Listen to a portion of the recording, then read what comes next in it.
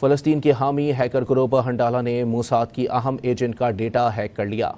केलेंस्की Israeli national security studies network में deputy director तैनात हैं। हंडाला की केलेंस्की की 1 लाख से ज़्यादा इंतहाई खुफिया ईमेल से रसाई हासिल है।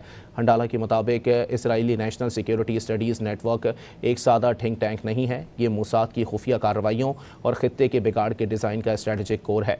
दस्तावेज़ात से मुतालिक 2012 से 2026 के दरमियान मूसाद से $149 बिलियन से ज़ायद फंड्स मिले।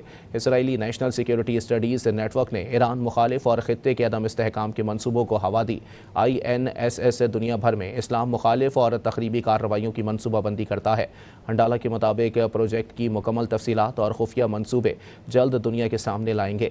हमारी साइबर फोर्स जल्द इस नेटवर्क की दस्तावेज़ात जारी करना शुरू करेंगी। फ़लस्तीन के हामी हैकर ग्रुप हंडाला ने मूसाद की अहम एजेंट का डेटा हैक कर लिया। Kelensky Israeli national security studies network में डिप्टी डायरेक्टर तैनात हैं। हंडाला की केलेंस्की की 1 लाख से ज़्यादा इंतहाई खुफिया ईमेल से रसाई हासिल है।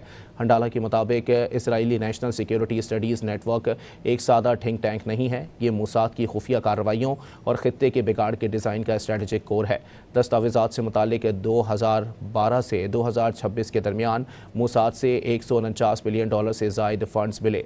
Israeli national security studies network ने ईरान मुखालिफ और खित्ते के अदम इस्तेहकाम के मंसूबों को हवा दी।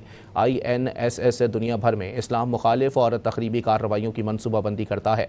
हंडाला के मुताबिक प्रोजेक्ट की मुकम्मल तफसीलात और खुफिया मंसूबे जल्द दुनिया के सामने लाएंगे। हमारी साइबर फोर्स जल्द इस नेटवर्क की दस्तावेज़ात जारी करना शुरू करेंगी।